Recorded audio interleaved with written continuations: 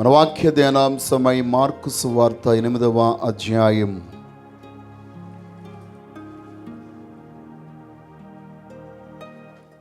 Mark సువార్త 8వ అధ్యాయం 16, 17, 18, 19, 20 వచనాలు చదువుకుందాం. వారు తమ యొద్ద రొట్టెలు లేవే అని తమలో తాము ఆలోచించుకొనిరి. యేసు అది ఎరిగి, మన యొద్ద రొట్టెలు లేవే అని మీరెందుకు ఆలోచించుకొనుచున్నారు? మీరింకనూ గ్రహింపలేదా? వివేచింపలేదా? మీరు కఠిన హృదయము గలవారై ఉన్నారా? మీరు కన్నులుండియు చూడరా? చెవులుండియు వినరా? జ్ఞాపకము చేసుకునరా అని ప్రభు అన్నాడు. చదువుబడినటువంటి లేఖనములో నుండి ప్రభు మనతో మాట్లాడునుగాక. ఆమేన్. ప్రియమైనటువంటి దైవ జనాంగమా, ఈ లేఖనం మనందరికీ సుపరిచితమైనటువంటిది. యేసుక్రీస్తు వారు ఆ దినాలలో మరొకసారి బహుజన సమూహము ఆయన యొద్దకు కూడి వచ్చి ఉండగా వారందరికీ 3 రాత్రింబగళ్ళు ఉపదేశం చేశాడు. ఉపదేశం చేసిన తర్వాత తన శిష్యులను పిలిచి, ఈ జనులు నీరసము ద్వారా మూర్ఛిల్లిపోతారేమో, కాబట్టి వీరికి ఆహారం పెట్టాలని చెప్పి వారందరికీ తెలియజేసినప్పుడు వారు ఎలాగ ఆహారం పెట్టాలని ఆ ప్రభువుని అడిగి వారు అవిశ్వాసాన్ని వ్యక్తపరిచినప్పుడు ప్రభువే వారి మధ్య అద్భుతమైన కార్యాన్ని జరిగించి 5 రొట్టెలు 2 చిన్న చేపలను తన చేతిలో పెట్టి విరిచి అనేక మందికి అక్కడ ఆహారము వడ్డించినట్లుగా మనం చూస్తూ ఉన్నాం. ఆ యొక్క కార్యక్రమం అయిన తర్వాత, అంటే మొదటిసారి 6వ అధ్యాయంలో చూస్తాము, వారు 5,000 మంది పురుషులకు ఆహారం పెట్టారు. రెండవసారి ఆహారం పెట్టినప్పుడు ఆయన 4,000 మందికి పురుషులకు ఆహారం పెట్టాడు. ఇంకా పిల్లలు, స్త్రీలు లెక్కనికి రాలేదు. ఇలాగా 2 అద్భుతాలు వారు చేసిన తర్వాత ఆయన అక్కడ నుండి వారి దోణి ఎక్కి అద్దరికి వెళ్ళమని ప్రయాణం చేస్తూ ఉన్నారు. ఆ సమయమందు ప్రభువు వారు మాట్లాడుచున్నటువంటి మాటల యొక్క ఆంతర్యాన్ని వీరు గ్రహించలేక, వీరు చూడండి 14 వచ్చినట్టు, వారు తినుటకు రొట్టెలు తెచ్చుటకు మరచిరి. దోణిలో వారి యొద్ద ఒక రొట్టె తప్ప మరేమీ లేకపోయెను. దేవునికి స్తోత్రం. ప్రియమైనటువంటి దైవ జనాంగమా, వారు రొట్టెలు తెచ్చుట మర్చిపోయారు. కానీ ప్రభు వారు వారికి రొట్టెలు ఏం చేశాడు? గంపలెత్తి వారందరికీ ఇచ్చాడు అని వారు మర్చిపోయారు. ఒక రొట్టె తెచ్చారట, ఒక రొట్టె తెచ్చారు. అయితే ఈ సమయమందు ప్రభు వారు మరొక బోధ వీరికి బోధిస్తూ ఉన్నాడు. అదేమనగా, పరిసయ్యుల యొక్కయు శాస్త్రుల యొక్కయు పులిసిన పిండిని గూర్చి జాగ్రత్తగా ఉండండి అని వారికి ఉపదేశం చేస్తూ ఉన్నప్పుడు, అనగా మన జీవితాల్లో అద్భుతాలు జరిగినప్పుడు, దేవుని యొక్క మహిమలను చూచినప్పుడు తెలియకుండానే పరిసయ్యుల యొక్క పులిసిన పిండి మనలోనికి ప్రవేశిస్తుంది. అనగా ప్రియమైనటువంటి దైవ జనాంగమా, ఇక్కడ ఎందుకు పరిసయ్యుల యొక్క పులిసిన పిండిని గురించి ప్రభువు చెప్పాడు? పరిసయ్యులు ధర్మశాస్త్రములో నిష్ట కలిగిన వారు.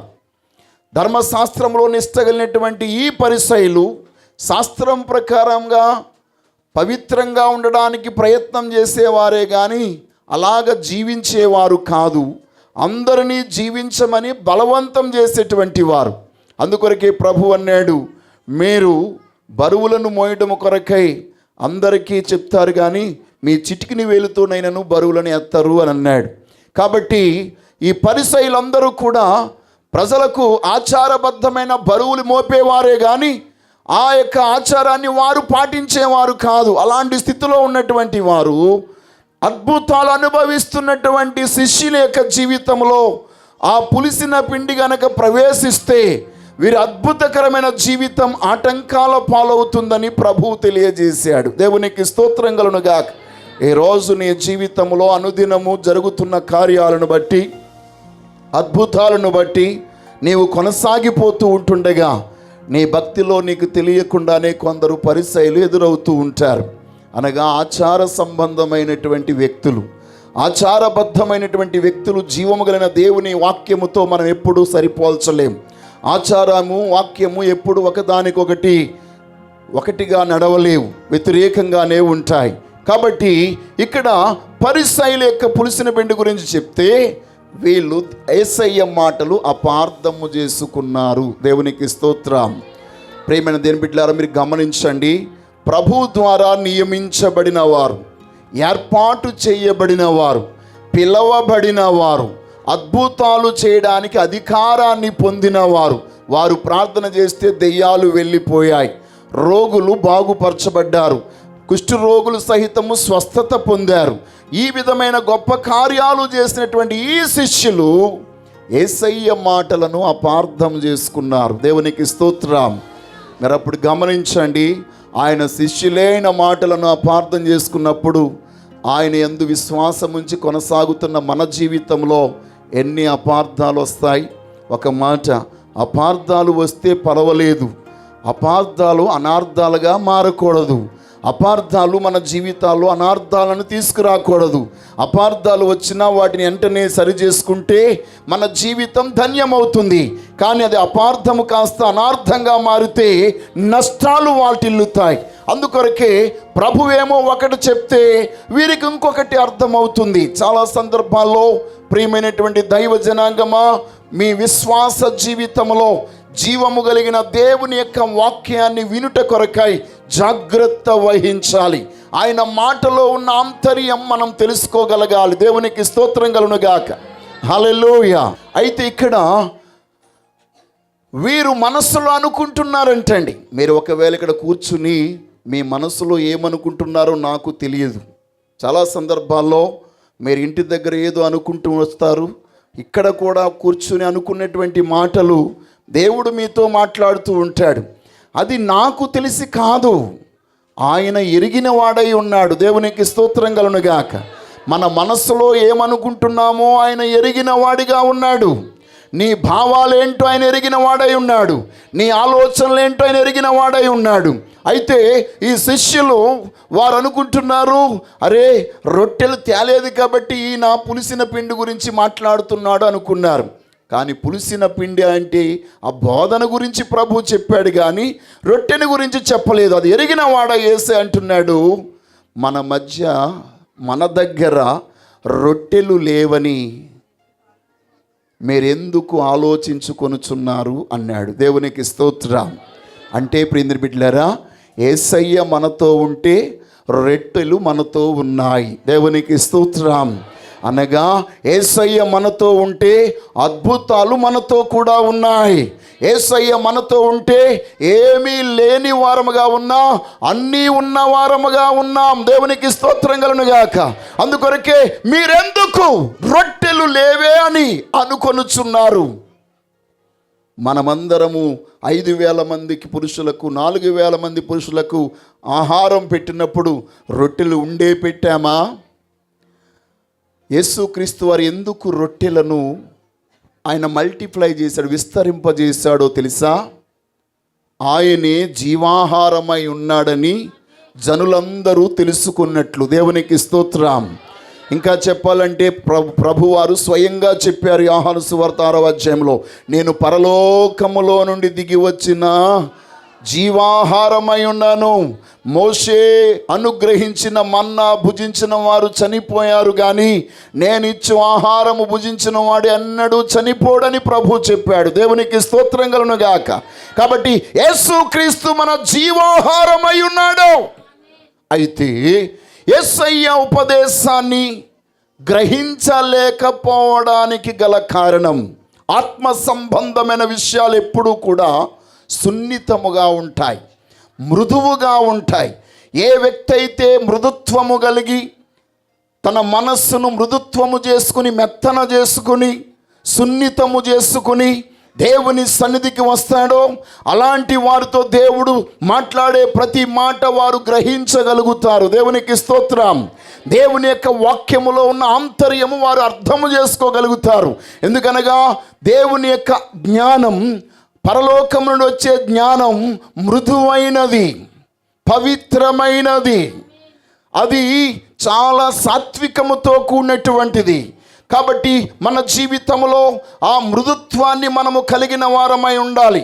యాకోబు భక్తుడు అంటున్నాడు కదా, మనము ఎలాగా ఆ యొక్క మృదుత్వాన్ని కలిగిన వారమై ఉండాలో తెలియజేస్తున్నాడు. యాకోబు భక్తుడు అంటున్నాడు 3వ అధ్యాయము 17వ వచనంలో అంటాడు, అయితే పైనుండి వచ్చు జ్ఞానం మొట్టమొదట పవిత్రమైనది, తరువాత సమాధానకరమైనది, మృదువైనది, సులభముగా లోబడినది, కనికరముతోనూ మంచి ఫలముతోనూ నిండుకున్నది, పక్షపాతమైనను వేషధారణైనను లేనిదినై ఉన్నది. దేవునికి మహిమ కలుగునుగాక.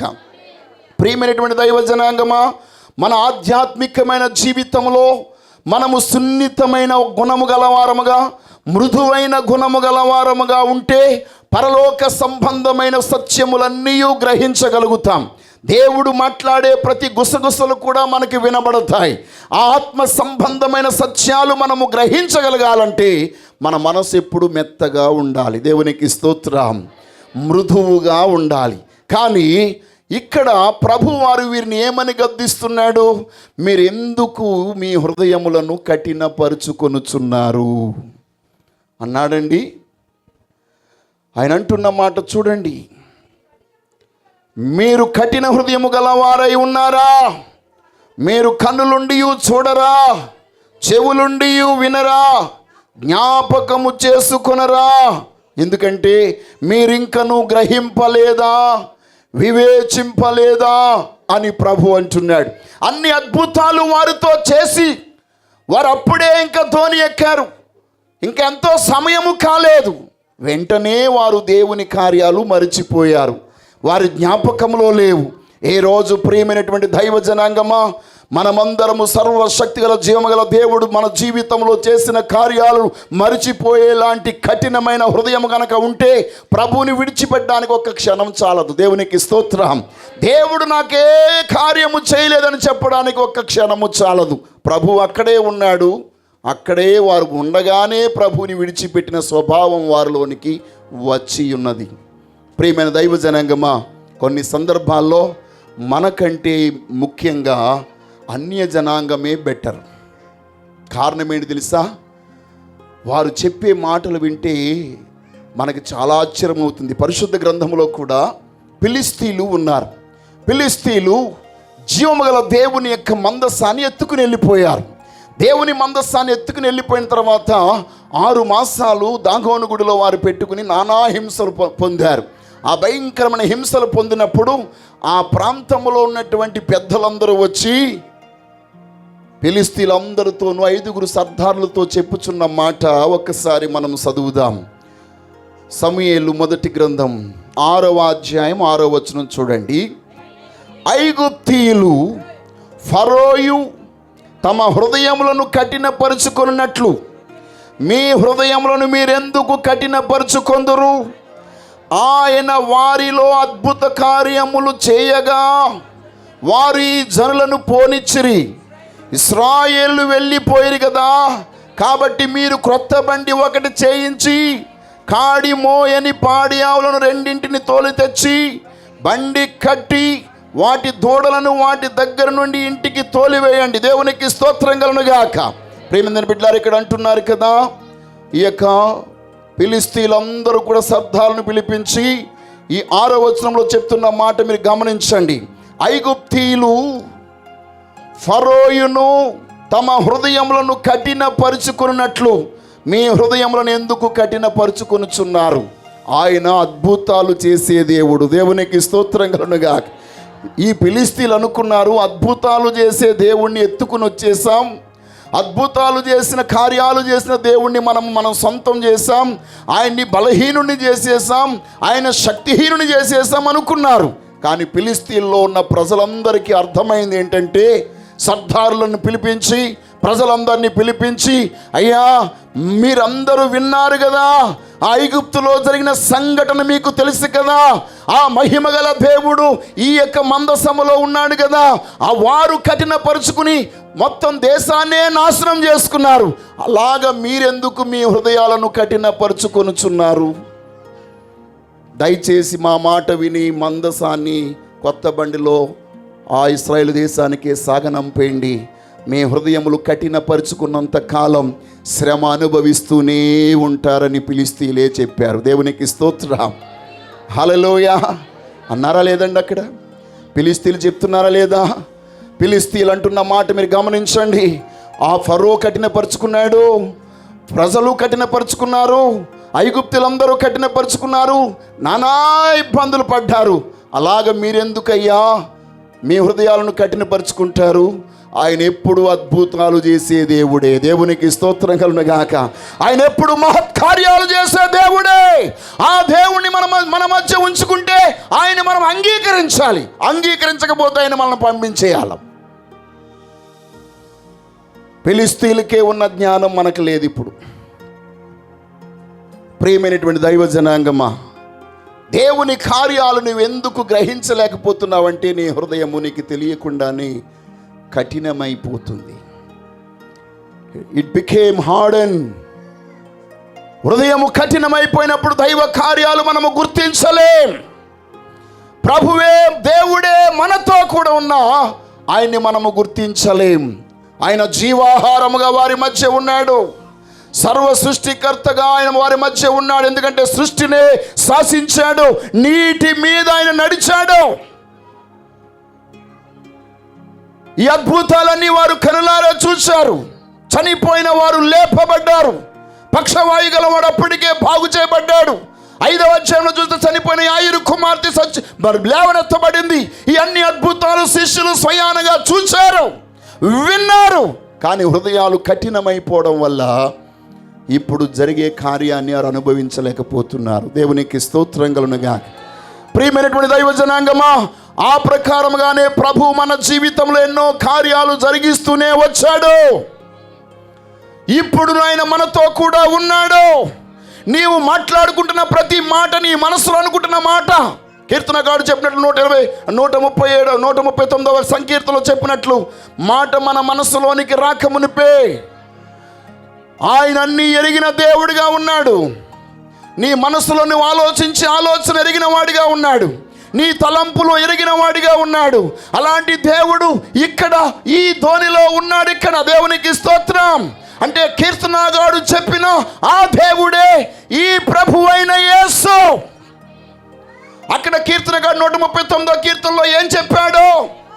యెహోవా మాట నా నాలుకకు రాకమునిపే అది నీకు పూర్తిగా తెలిసే ఉన్నది. దేవునికి స్తోత్రం. ఇక్కడ కూడా వారు మనస్సులో అనుకుంటున్న మాట ఆయన ఎరిగిన వాడై వారు చెప్పక ముందే వారితో ఈ మాట చెప్తున్నాడు. మనకెందుకు ఎదట వారి మాట అర్థం అవ్వట్లేదు? నీ హృదయం తెలియకుండానే కఠినమైపోయింది. హృదయము కఠినమైపోతే దైవ కార్యాలను మనం గ్రహించలేం. పరిశుద్ధాత్మ దేవుడు బహు సున్నితముగా ఉన్నవాడు. దేవుని యొక్క ఆత్మను నీవు స్వీకరించినప్పుడు చాలా సున్నితంగా మీరు ఉండాలి. కోపాలు వదిలేయాలి, వదరబోతుతనాన్ని వదిలేయాలి, తిట్లు వదిలేయాలి. దేవుని ఆత్మ మనతో ఉండి ఎల్లప్పుడూ మనం ప్రవచనం చెప్పే ప్రవక్తగా ఉండాలంటే మన స్వభావంను చాలా మనం విడిచిపెట్టుకోవాలి. స్వభావాన్ని విడిచిపెట్టుకోకుండా కఠినపరుచుకుని మన ఇష్ట ప్రకారంగా జీవిస్తూనే ఉంటున్నాము అని అంటే మనం చెప్పే ప్రవచనం మిళితమైపోతుంది, స్వచ్ఛమైనదిగా రాదు. మురుకు నీటిలాగే మన యొక్క ప్రవచనం కూడా అన్నీ మిళితమైపోయి స్పష్టత లేకుండా మనం ఏం చెప్తున్నామో తెలియకుండా ఉంటుంది. కాబట్టి ఈరోజు ప్రతి ఒక్కరు గమనించండి, తండ్రికి వ్యతిరేకంగా పాపం చేస్తే క్షమాపణ ఉంది. మనుష్య కుమారుడికి వ్యతిరేకంగా పాపం చేసిన క్షమాపణ ఉంది. పరిశుద్ధాత్మకు వ్యతిరేకంగా పాపము చేస్తే, అనగా దేవుని యొక్క ఆత్మను దూషిస్తే వానికి ఈ లోకములోనూ పరలోకములోనూ క్షమాపణ లేదట. ఎందుకో తెలుసా? ఆ పరమ తండ్రి తన ఉన్నతమైన బాహువు ద్వారా ఆనాడు ఇశ్రాయేలు ప్రజలను ఐగుప్తులో నుంచి విడిపించడమే కాకుండా ప్రజలందరి యొక్క రక్షణ కొరకై తన కుమారుడిని ఈ లోకానికి పంపించాడు. ప్రభువైన యేసుక్రీస్తు వారు కుమారుడిగా ఈ లోకానికి వచ్చి మనందరి పాపముల కొరకు, మన అపరాధముల కొరకు, మన దోషముల కొరకై కలువరి శిలువలో తన ప్రాణమును పెట్టి రక్తమంతటిని దారబోసి ఆయన మనను విమోచించాడు. ఆ విమోచించినటువంటి యేసుక్రీస్తు వారికి వ్యతిరేకంగా తప్పు చేసిన క్షమాపణ దొరుకుతుందట. మరి పరిశుద్ధాత్మకు వ్యతిరేకంగా పాపం చేస్తే, దోషణ చేస్తే ఎందుకు క్షమాపణ దొరకదో తెలుసా? ఫస్ట్ ఛాన్స్ అయిపోయింది, సెకండ్ ఛాన్స్ అయిపోయింది, ఫైనల్ ఛాన్సే పరిశుద్ధాత్మ దేవుడు. దేవునికి స్తోత్రం. అనగా పాపమును గూర్చియు, తీర్పును గూర్చియు, నీతిని గూర్చియు ఒప్పింపజేయు ఆ పరిశుద్ధాత్మ దేవుడినే నీవు వద్దు అని త్రోసివేస్తే ఇక నీకు క్షమాపణ ఈ లోకములో లేదు, పరలోకంలో లేదు. ఎందుకంటే నీకు క్షమాపణ కలుగుట కొరకై నిన్ను ఒప్పింపజేసేవాడే పరిశుద్ధాత్మ దేవుడు. నీ యొక్క జీవితంలో ప్రభు యొద్దకు, పరమ తండ్రి యొద్దకు నిన్ను నడిపించగలిగి సర్వ సత్యాన్ని బోధించువాడే పరిశుద్ధాత్మ దేవుడు. ఆ దేవుని యొక్క ఆత్మనే నీవు దూషణ చేస్తే నీకు ఇంకా ఎలాగ క్షమాపణ దొరుకుతుంది? ఎలాగ ఒప్పించబడతావు? సత్యాన్ని ఎలాగ గ్రహించగలుగుతావు? నీకు సత్యాన్ని తెలియజేసేవాడే పరిశుద్ధాత్ముడైనప్పుడు ఆ ఆత్మనే నాకు వద్దని నువ్వు త్రోసివేస్తే నిన్ను రక్షించేవాడు ఇంకెవ్వరూ లేరు. Nobody will save you. ఈరోజు దేవుని ఆత్మ మనందరినీ ఒప్పింపజేస్తున్నాడండి. ఆ ఆత్మ ఒప్పింపజేసే ఒప్పుదలకు ఇప్పుడే మనము హృదయాలను కఠినపరుచుకోకుండా ఒప్పుకుందాం. ఒప్పుకుంటే ఇప్పుడే నీ జీవిత సమస్యలు, అన్ని సమస్యలున్నా ఇక్కడ చూడండి, వారు సముద్రపు నడిబొజ్జులో ఉన్నారు. వారి దగ్గర ఏమీ లేదు, ఒకే రొట్టె ఉంది. కానీ ప్రభు అంటున్నాడు, ఇక్కడ రొట్టెలు లేవని మీతో చెప్పిన వాడు ఎవడా? ఏ షాపుకి వెళ్ళాలన్నా చాలా దూరం వెళ్ళాలి, కానీ అన్ని స్టోరు కలిగినటువంటి వాడు మన ప్రభు అయిన యేసుక్రీస్తు. దేవునికి స్తోత్రం. ఆయనకు అసాధ్యమైనది ఏమీ లేదు. ఆయన సమస్త కార్యాలు చేయడానికి శక్తిమంతుడు. అందుకొరకే ఇర్మియా భక్తుడు అంటున్నాడు కదా, ఇర్మియా భక్తుడు 5వ అధ్యాయం, ఇర్మియా గ్రంథం 5వ అధ్యాయం 21వ వచనం మనం చూసినట్లయితే, కన్నులుండియు చూడకయు, చెవులుండియు వినకయు, వివేకము లేని మూడులారా ఈ మాట వినుడి. సముద్రము దాటలేకుండునట్లును, దాని తరంగములెంత పొర్లినను అవి ప్రబలలేకయు, ఎంత ఘోషించినను దాని దాటలేకయు ఉండునట్లును, నిత్య నిర్ణయము చేత దానికి ఇసుకను సరిహద్దుగా నియమించిన నాకు మీరు భయపడరా? నా సన్నిధిని వనకరా? ఇదే యెహోవా వాక్కు. దేవునికి స్తోత్రం కలుగునుగాక. హల్లెలూయా.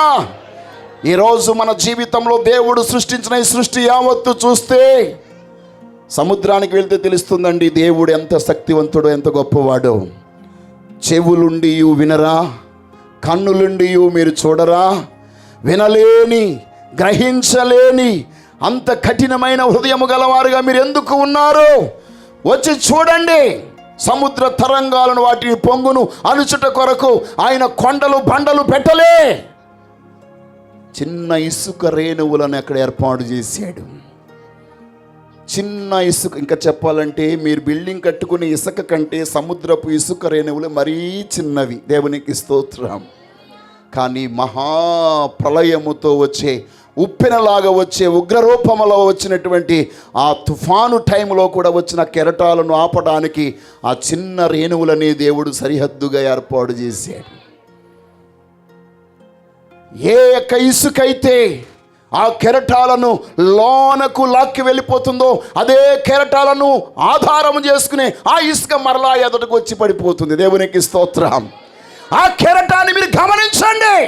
అది ఎంత ఎత్తున, ఇవ్వెత్తున వచ్చినప్పటికీ ఏ కెరటం మీద వెనక్కి లాక్కెళ్ళిపోయిందో అదే కెరటం మీద ఆనుకొని అది మరలా ఒడ్డుకి చేరిపోతుందండి.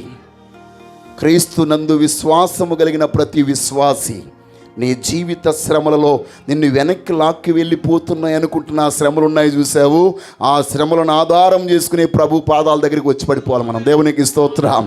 అంతేగాని అలాగ కొట్టుకుని వెళ్ళిపోకూడదు. అలా కొట్టుకుని వెళ్ళిపోతే చచ్చిపోతాం మనం. చాలామంది అలాగే చచ్చిపోతున్నారు. ఆధ్యాత్మికమైన జీవితంలో వారు మునిగిపోతున్నారు. ఏ రోజు సర్వశక్తుల దేవుడు మన హృదయాలలో మరలా మెత్తని తనాన్ని అనుగ్రహించునుగాక. మన గుండెల్లో ఏ మాత్రము కఠినత్వము లేకుండా ప్రభు యొక్క మాట సున్నితముగా మన ఆంతర్యములోనికి గ్రహించగలిగినట్లు, ఆ మాట మనకు అర్థమవునట్లు దేవుడు కృప చూపించునుగాక. దేవుని మాటను మనం అపార్థం చేసుకోకుండా అర్థము చేసుకునే వారముగా ఉందుముగాక. నీవెప్పుడైతే దేవుని మాటను అర్థం చేసుకుంటావో దేవుని అద్భుతం వెనువెంటనే నీలో ప్రారంభమవుతుంది. దేవునికి స్తోత్రం. క్రీస్తు యొక్క స్వస్థత వరం కలిగిన మాట, ఆయన స్వస్థపరచుడు అనే మాట నువ్వు గ్రహిస్తే నీకు తెలియకుండా నీ శరీరంలో ఉన్న రోగం పోలిపోతుందండి. పోయిన వారంలో నేను వెస్ట్ గోదావరి వెళ్ళి వచ్చిన తర్వాత ఆ హీట్కి నేను చాలా భయంకరమైన నొప్పితో బాధపడ్డాను. ఈ పక్కంతా భయంకరమైన నొప్పి, వామిటింగ్ సెన్సేషన్, ఏమీ తినడానికి అవ్వదు, త్రాగడానికి అవ్వదు. చాలా బాధపడి అప్పుడే పాస్టర్ గారికి బాగోలేదు. కానీ నేను తన హాస్పిటల్కి తీసుకెళ్ళాను. డాక్టర్ గారు వచ్చారు. పాస్టర్ గారు చెప్పారు, పాస్టర్ గారికి నొప్పితో బాధపడుతున్నారంటే డాక్టర్ గారు అన్నారు, ఇంజక్షన్ చేయమంటారా, ట్యాబ్లెట్ ఇవ్వమంటారా, మీరు అలాగ మొండి వేసలేకండి అని అన్నారు. కానీ నేను చెప్పాను, అది ఏ ప్రాబ్లమో చెప్పండి, సాల్వ్ చేసుకుంటాను నేను అని అన్నాను. డాక్టర్ గారు అన్నారు, మీరు ఎవరి మాట వినరు, మీకు మేము వదిలేస్తామని చెప్పేసి పాస్టర్ గారికి బాటిల్ ఎక్కించి వెళ్ళిపోయాను. నేను నా రూమ్లోకి వెళ్ళి ఈ స్పాట్లో చేయి పెట్టుకుని ప్రార్థన చేశాను. ప్రభా, ఈ నోటితో ఎన్నో వేల మందికి నీవు స్వస్థపరచు దేవుడు అని ప్రకటించాను కదా. ఈ ప్రాబ్లం ఏంటో నాకు తెలుసు. ఇక్కడ వచ్చిందంటే అది 24 hours పెయిన్ అవ్వచ్చు, లేక గ్యాస్ పెయిన్ అవ్వచ్చు, లేక లివర్ ఫ్యాట్ అయినప్పుడు రావచ్చు. ఎన్నో రకాలైనటువంటి కారణాలు ఉంటాయి ఈ నొప్పికి. ఇక్కడ ఈ యొక్క రైట్ సైడ్లో ఈ ప్రక్కన నొప్పి వస్తే అపెండిటైటిస్ అవ్వచ్చు. కానీ నేను వాటి పేరు చెప్పి సర్వశక్తి గల జీవం గల దేవుని సందులో రాత్రి ప్రార్థన చేసుకుని నేనేమీ తాగకుండా పడుకుని పోయాను. ప్రార్థన చేసుకుని పడుకుని పోయాను. తెల్లవారి 6 గంటలు లేచినప్పుడు ఎక్కడ వెతికినా కనిపించట్లేదండి నొప్పి. నేను వెంటనే లేచి చెప్పాను పాస్టర్ గారికి, అమ్మా నేను రాత్రి చాలా నొప్పితో బాధపడ్డాను. ఒక రాత్రి కాదు, 6 రోజులు బాధపడ్డాను. ఇక నాకు ఒకసారి అయితే ఏవేవో గుర్తుకొచ్చేసాయి. పిల్లలకి ఇంకా పెళ్ళి చేయలేదు, వారి భవిష్యత్తు ఇంకా స్థిరపడలేదు, పాస్టర్ గారు చూస్తే బాగోలేదు, ఏమవుతుందో అని దుష్టుడు బలహీనపరిచినప్పుడు జీవము కలిగిన దేవుని మాట నా హృదయములోనికి వచ్చి నన్ను బలపరచడమే కాదు, అద్భుతమైన స్వస్థత అనుగ్రహింపజేసింది. దేవునికి స్తోత్రం. హల్లెలూయా. సమస్యలు అనేవి మనుషులైన తర్వాత మన అందరికీ వస్తాయి. దాన్ని దేవుని వాక్యాన్ని గ్రహించుట ద్వారా, దేవుని వాక్యాన్ని మనము పఠించుట ద్వారా దేవుని ద్వారా అద్భుతాన్ని పొందుతున్నాం. దేవునికి స్తోత్రం. ఇప్పుడు నువ్వు అద్భుతం మన మధ్య ఉంది. మరి ఎందుకు నీవు పొందలేకపోతున్నావు? ఎందుకు నీవు గ్రహించలేకపోతున్నావు? వేల మంది యేసయ్య మీద పడ్డారు, వారందరూ పడ్డారు, వారెవరు గ్రహించలేదు. ఒక్క స్త్రీ మాత్రమే ఆయన ప్రభావాన్ని గ్రహించింది. ఆ ప్రభావం గ్రహించడానికి గల కారణం ఆమెలో ఉన్న విశ్వాసం. దేవునికి స్తోత్రం. ఈరోజు నేను మీ అందరికీ తెలియజేస్తున్నాను, నీ జీవితంలో విశ్వాసం పనిచేయాలంటే సున్నితమైన మనస్సు, సాత్వికమైన మనస్సు. పేతురు రాసిన మొదటి పత్రిక 3వ అధ్యాయంలో ఆయన అంటున్నాడు కదా, 4వ వచనం నుండి అనుకుంటా, అది చూడండి. ఇక్కడ అంటాడు, సాధువైనట్టు మృదువైనట్టునైన గుణమును అక్షయ అలంకారము గల మీ హృదయపు అంతరంగ స్వభావము మీకు అలంకారముగా ఉండవలెను.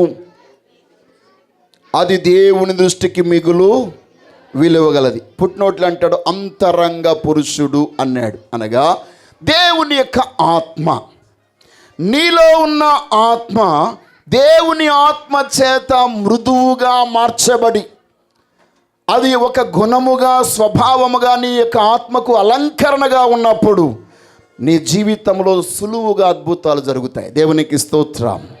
నీవు ప్రభువా అంటే చాలా అద్భుతాలు జరుగుతాయి. అది ఆ యొక్క సున్నిత స్వభావం మనలో లేకపోతే ఎన్నిసార్లు గుండ్లు బాదుకుని ప్రభువా ప్రభువా ప్రభు అని అరిసినా ఏ కార్యము జరగదు. దేవునికి స్తోత్రం కలుగునుగా.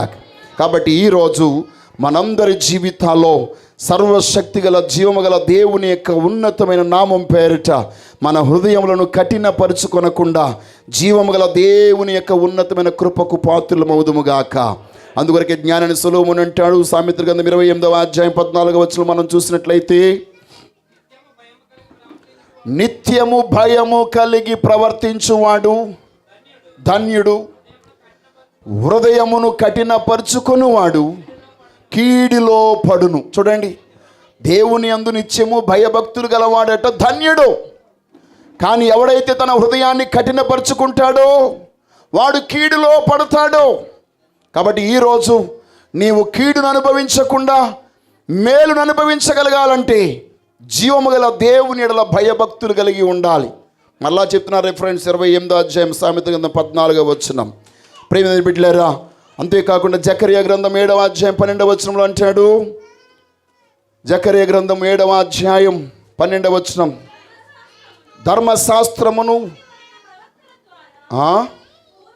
పూర్వీకులైన ప్రవక్తల ద్వారా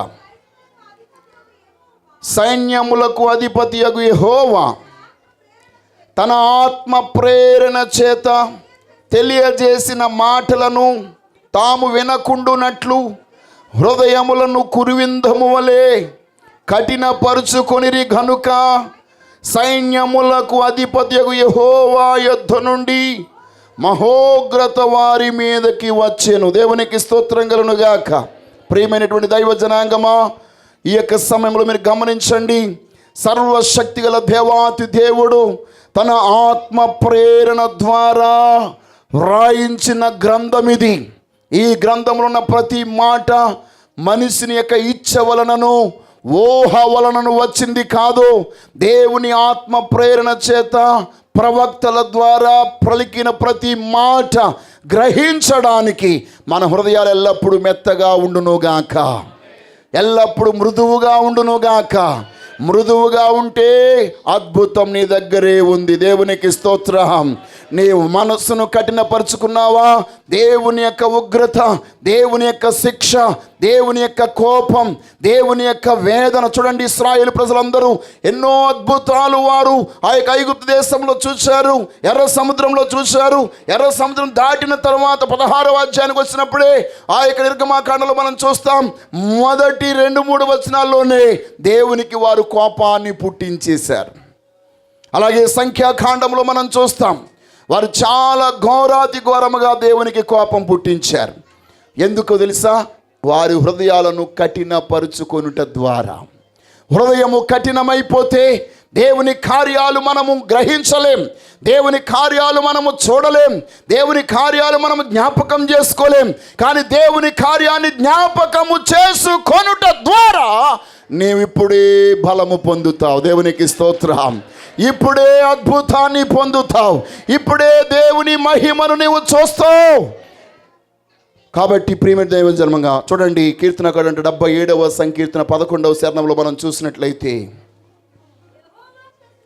యెహోవా చేసిన కార్యములు,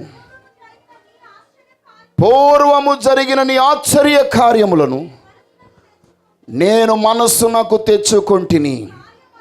నీ కార్యమంతయు నేను ధ్యానించుకొందును, నీ క్రియలను నేను ధ్యానించుకొందును.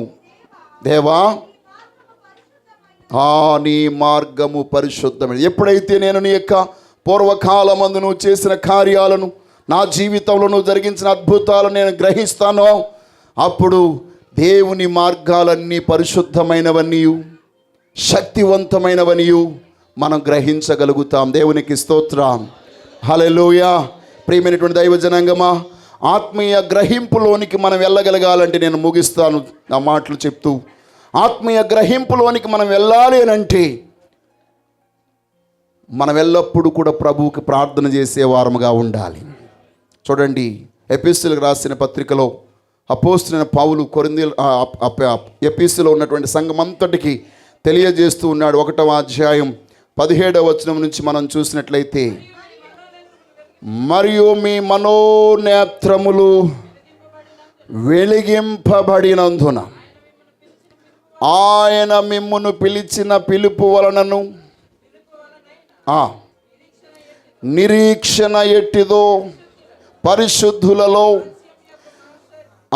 మీ స్వాస్థ్యము యొక్క మహాత్యము మహిమైశ్వర్యం ఎట్టిదో ఆయన క్రీస్తునందు వినియోగపరిచిన బలాతిశమును బట్టి విశ్వసించు మన యందు ఆయన చూపుచున్న తన శక్తి యొక్క అపరిమితమైన మహాత్యం ఎట్టిదో మీరు తెలుసుకొనవలనని మన ప్రభువు అయిన యేసు క్రీస్తు యొక్క దేవుని మహిమ స్వరూపియగు తండ్రి తన్ను తెలుసుకొనుట యందు మీకు జ్ఞానమును ప్రత్యక్షతను గల మనస్సు అనుగ్రహించునట్లు నేను నా ప్రార్థనల యందు మిమ్మల్ని గూర్చి విజ్ఞాపనము చేయుచున్నాను. ఆమేన్. హల్లెలూయా, హల్లెలూయా, హల్లెలూయా. అందరూ గట్టిగా బిగ్గరగా. మన మనోనేత్రం వెలిగించబడి దేవుని గూర్చిన జ్ఞానం, ఆయన ప్రత్యక్షతను గూర్చిన జ్ఞానం, ఆయన కార్యములను గూర్చిన జ్ఞానం, ఆయన మహిమైశ్వర్యమును బట్టిని గూర్చిన జ్ఞానం, ఆయన మహత్కార్యాలు గూర్చినటువంటి జ్ఞానం మనము పొందుకోవాలంటే అనుదినము మనము ప్రార్థన చేయాలట. దేవునికి స్తోత్రం కలుగునుగాక. హల్లెలూయా. అంతేకాదు, అపోస్తలుడైనటువంటి పౌలు మరొక చోట అంటాడు కదా, మనము దేవుని ప్రత్యక్షత తెలుసుకోగలగాలంటే వాక్యాన్ని ధ్యానించాలి అని అంటాడు. తిమోతికి రాసిన మొదటి పత్రిక 2వ అధ్యాయం 15వ వచనం చూడండి. వారు స్వస్థ బుద్ధి కలిగి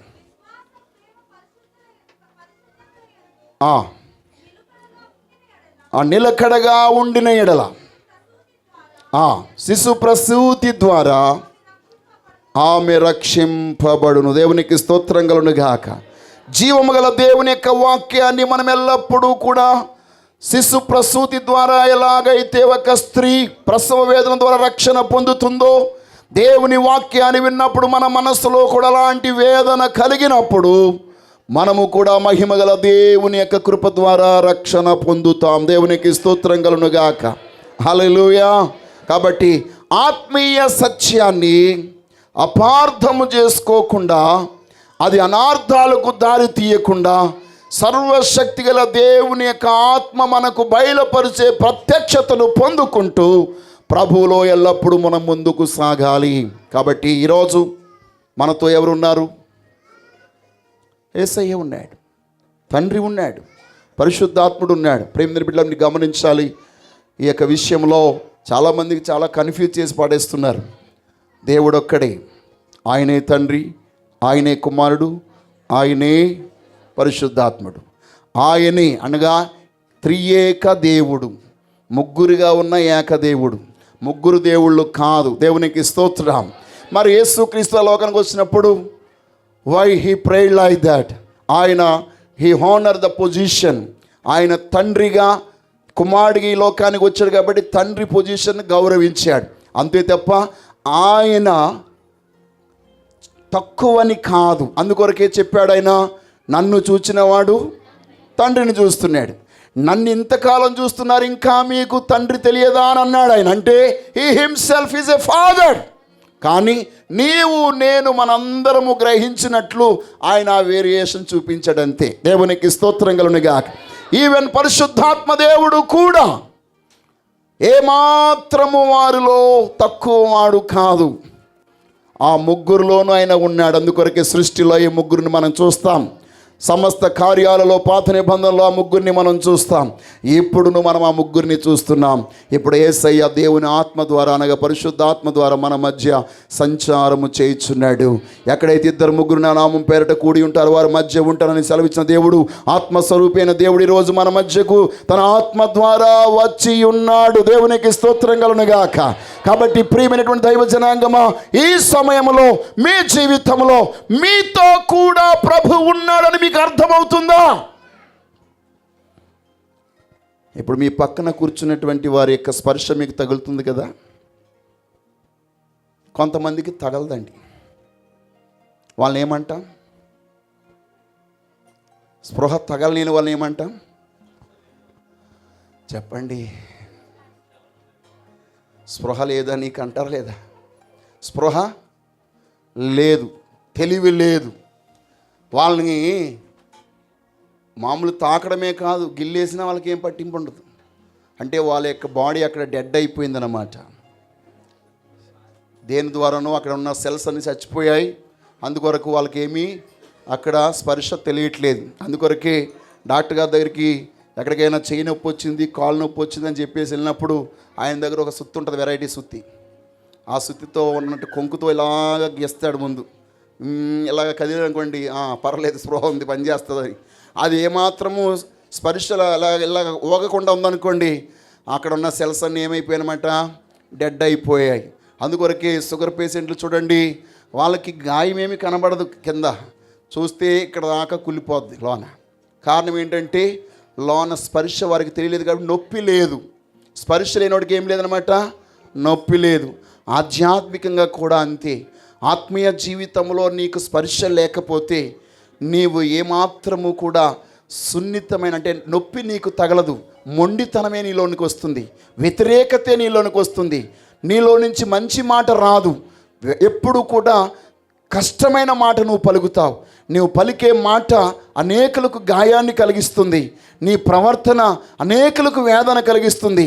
మనుషులకే వేదన కలిగిస్తే నిన్ను కలగజేసిన సర్వాధికన దేవుడు ఇంకెంత బాధపడతాడో కదా.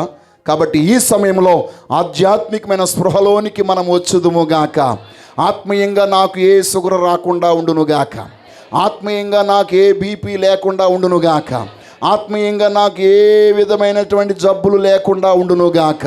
ఆధ్యాత్మికంగా నేను ఆరోగ్యవంతుడిగా ఉంటే భౌతికంగాను ఆరోగ్యవంతుడిగా ఉండగలుగుతాను. కాబట్టి ఆత్మయందు వర్ధిల్లుచున్న ప్రకారము అన్ని విషయంలో మనం వర్ధిల్లగలగాలంటే ఈరోజు ప్రభువు నీ మధ్య ఉన్నాడు అనే సత్యం నీవు ఈరోజు గ్రహించగలగాలి.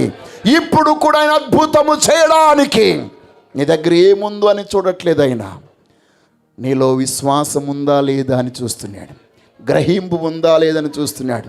ఆయన నాతో ఉన్నాడని నువ్వు గ్రహిస్తే, ఆయన నా మధ్య కార్యము చేస్తాడని నువ్వు గ్రహిస్తే, నీవు నడిబొడ్డులో ఏ ఆధారము లేని స్థితిలో నీవు ఉన్నా ఆయన నీ పక్షంగా అద్భుతం చేయడానికి ఎప్పుడు ఆయన సిద్ధపడుతున్నాడు. దేవునికి స్తోత్రం, హల్లెలూయా. లేవే అని మీరు ఎలా అనుకొనుచున్నారు? ఇవి లేవే అని మీరు ఎందుకు అనుకుంటున్నారు? ఇది జరగదే అని మీరు ఎందుకు అనుకుంటున్నారు? ఈ కార్యం అవదే అని మీరు ఎందుకు అనుకుంటున్నారు? ఈ భూమి ఆకాశాలను సృజించిన దేవుడినైనా నేను, సముద్ర తరంగాలను ఇసుక రేణువులతో అడ్డుకున్నటువంటి నేను నీ జీవితంలో ఎందుకు కార్యము చేయలేను? మీరు ఎందుకు గుడ్డి వారైపోతున్నారు? ఎందుకు మీరు ఆ చెవిటి వారైపోతున్నారు? ఎందుకు మీరు మీ హృదయాలను కఠినపరుచుకుంటున్నారు? ఇప్పుడు ఒక్కసారి మీ మనసులను మెత్తన చేసుకునండి. దైవ ప్రత్యక్షత మీకు అనుగ్రహించబడుతుంది. దైవ దర్శనం మీరు పొందుకుంటారు. దేవుని ఉన్నతమైన అద్భుతాలు అనుభవిస్తారు. ఆ మహిమగల దేవుడు తన ఉన్నతమైన మాట ద్వారా మిమ్మల్ని అందరినీ దీవించునుగాక. ఆమేన్. కళ్ళు మూసుకుందాం, అందరము ప్రభు సముఖంలో ప్రార్థన చేద్దాం. Everybody close your eyes and look to Jesus. యేసయ్యా నీకు వందనాలు, పరిశుద్ధుడా నీకు వందనాలు, మహోన్నతుడా నీకు వందనాలు. రెండు చేతులు పైకెత్తి దేవుని కార్యాలను ఏ రోజు పొందడం కొరకై అవును అవును అమ్మా, సహోదరి సహోదరుడా, ఆయన కృపను మనము చాలా సందర్భాల్లో మన హృదయం కఠినం చేసుకోవడం వలన త్రోసిపుచ్చేసాం. అద్భుతాలు చేసి ఆయన హస్తం మనకైన తోడై ఉంచాడు. కార్యాలు జరిగించగలిగే ఆయన శక్తి మనకు తోడుగానే ఉంది. ఆయన మనతోనే ఉన్నాడు. ఈరోజు నీవు ఏది లేదని అనుకుని వచ్చావో, ఏది జరగదని అనుకుని వచ్చావో ఆ కార్యము చేయడానికి ఆయన ఇష్టపడుతున్నాడు. నీవెందుకు నీ హృదయాన్ని కఠినపరుచుకుంటున్నావమ్మా? అయ్యా, నీవెందుకు నీ మనస్సును కఠినపరుచుకుంటున్నావు? ఇశ్రాయేలు ఆనాడు మెరీబా జలముల యొద్ద మిస్మాలోను వారు హృదయాలను కఠినపరుచుకున్నట్లు మీ హృదయాలను కఠినపరుచుకొనకుడి. నేడు ఆయన శబ్దము విని ఈ దినమందే మీ హృదయాలను మెత్తన చేసుకుని ఎడల ఇప్పుడే నీ కొరకు బండ నుండి నీళ్ళు వస్తాయి. ఇప్పుడే ఆకాశం నుండి మన్నా కురిపించబడుతుంది. ఇప్పుడే నీ జీవితంలో ఎన్నడూ చూడలేని అద్భుతాలను చూడగలుగుతావు. అందరూ నోరు తెరిచి దేవునికి స్తోత్రాలు చెల్లించండి, ప్రార్థనలు చేయండి. ప్రభువుకి నీ సమస్యను అప్పగించండి, నీ కష్టాన్ని అప్పగించండి. నీ ఏ పరిస్థితి ద్వారా ప్రయాణం చేస్తూ ఉన్నావో, ఏ కష్టముతో నువ్వు ప్రయాణం చేస్తున్నావో, ఆ ధోనిలోనే ఉండి నీవు వేదన పడుతున్నావేమో. నా బ్రతుకులో ఈ కార్యం జరుగుతుందా లేదని నువ్వు వేదన పడుతూ వచ్చావేమో. ఏ రోజు ప్రభు నీ పక్షంగా కార్యం చేయడానికి ఇష్టపడుతున్నాడు. ఆయన మహిమ కార్యము జరిగించడానికి ఇష్టపడుతున్నాడు. అమ్మా, నీవెందుకు ఇలాగ ఆలోచిస్తున్నావు? నీ హృదయము గ్రహింపు కలిగిన హృదయముగా ఉండును గాక, విశ్వాసము కలిగిన హృదయముగా ఉండును గాక, అవిశ్వాసము కలిగిన హృదయముగా ఉండకుండును గాక, కఠినమైన హృదయముగా ఉండకుండును గాక అంటున్నాడు ఆయన. నీ హృదయాన్ని కఠినపరుచుకోవద్దు.